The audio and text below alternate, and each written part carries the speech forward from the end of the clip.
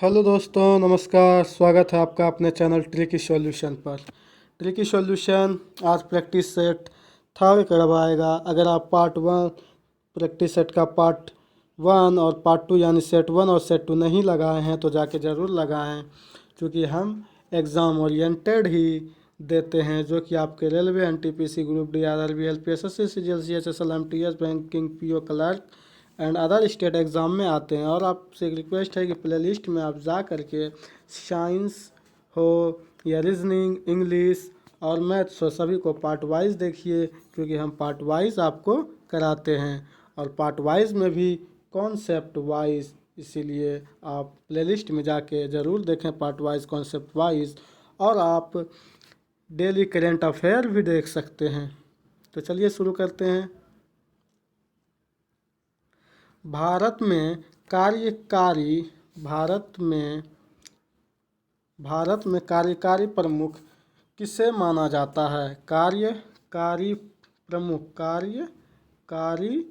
प्रमुख किसे माना जाता है? तो भारत में कार्यकारी प्रमुख जो है वो किसे माना जाता है? तो वो माना जाता है आपका प्रधानमंत्री जी को, जो कि हमारे अभी नरेंद्र मोदी हैं। तो आप कमेंट बॉक्स में ज़रूर बताएं कि नरेंद्र मोदी का पूरा नाम क्या है। तो चलिए फिर नेक्स्ट क्वेश्चंस की ओर बढ़ते हैं।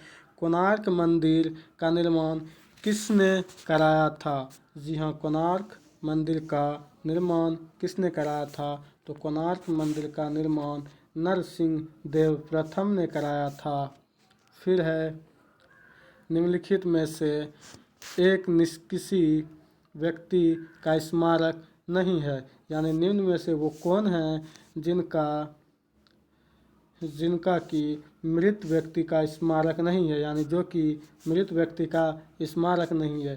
बीबी का मकबरा पता ही है कि मृत व्यक्ति का ही है।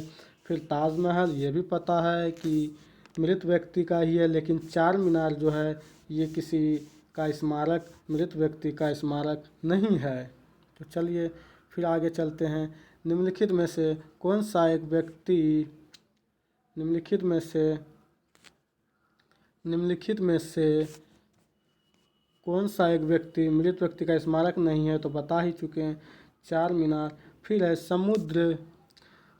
सम्राट अशोक किसके उत्तराधिकारी थे? तो सम्राट अशोक जो हैं वो चंद्रगुप्त मौर्य के थे या बिंदुसार के थे या सुसोम के या दशरथ के? तो वो थे बिंदुसार के, चूँकि चंद्रगुप्त के उत्तराधिकारी बिंदुसार थे और बिंदुसार का कौन थे?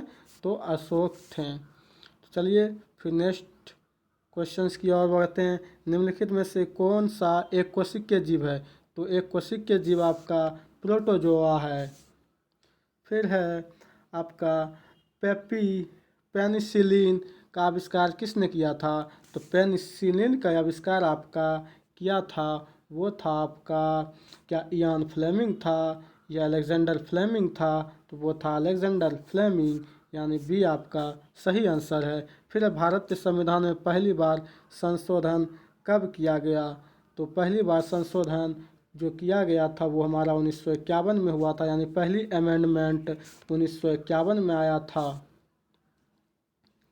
फिर है कुचिपुड़ी, जो कि एक नृत्य है। तो यह नृत्य की शैली प्रारंभ भारत के किस भाग में हुआ था? तो यह आंध्र प्रदेश में हुआ था। कहाँ हुआ था? तो आंध्र प्रदेश में हुआ था। फिर है, किस नदी को बंगाल के शौक के नाम से जाना जाता है? तो बंगाल के शौक के नाम से जाने जाने वाले नदी दामोदर नदी है। कौन नदी है? तो दामोदर नदी है। फिर है, थर्मोस्कोप का आविष्कार किसने किया था? तो थर्मोस्कोप का आविष्कार आपका जाना माना साइंटिस्ट गैलीलियो गैलीली ने किया था। फिर है, महाराणा प्रताप के घोड़े का नाम क्या था? तो महाराणा प्रताप के घोड़े का नाम आप लोग जानते ही हैं, चेतक था, जो कि एक बहुत ही महत्वपूर्ण घोड़ा था। किन के लिए? तो महाराणा राजा प्रताप के लिए। फिर है, कर्णव मल्लेश्वरी किस खेल से संबंधित है? तो कर्णव मल्लेश्वरी जिस खेल से संबंधित है उसे हम लोग कहते हैं टेनिस या तैराकी या व्यायाम या भार उठाना। तो भार उठाना। फिर है, रॉलेट एक्ट को किस वर्ष पारित किया गया था? तो तो रोलेट एक्ट को पारित किया था तो 1919 में या 1921 में या 1923 में? तो जी हाँ, 1921 में 1919 में ए नंबर मेरा सही आंसर है। चलिए फिर आगे चलते हैं 14 की ओर। हमारे चंद्रमा का चक्कर लगाने वाला पहला उपग्रह कौन था? तो हमारे चंद्रमा का चक्कर लगाने वाला पहला उपग्रह लूना 10 था। कौन था? तो लूना 10 था। फिर है, किस बॉक्सर को द रियल डील उपनाम से जाना जाता है? तो द रियल डील उपनाम से जाना जाने वाला है वो है इवांडर होलीफील्ड। कौन? तो इवांडर होलीफील्ड। जी हाँ दोस्तों, धन्यवाद आपका। और आपसे रिक्वेस्ट है, जो पहले भी हम हर वीडियो में आपको बोलते हैं, आप हमारे प्लेलिस्ट में जाके हर चीज़ पार्ट वाइज देखा कीजिए, चूँकि हम आपके एग्ज़ाम ओरिएंटेड ही लाते हैं। और हर, चाहे वो रीजनिंग का हो, मैथ्स का हो, टोटल कॉन्सेप्ट हम कराते हैं। ये नहीं कि 2-3 कॉन्सेप्ट इजी का करा के छोड़ दिए। इसीलिए आप हमारे साथ ज़रूर बने रहें और डेली जनरल अवेयरनेस का प्रैक्टिस सेट लगाइए। ये जो है 15 क्वेश्चंस आपको डेली एग्ज़ाम ओरिएंटेड एग्ज़ाम में आया हुआ ही देंगे, जिसमें कि आपका टोटल एग्ज़ाम कवर होगा, चाहे वो एसएससी, सीजीएलसी, एचएसएल, बैंकिंग हो या रेलवे का NTPC, group D, ARP, LLP जो भी हो। तो चलिए दोस्तों, धन्यवाद आपका।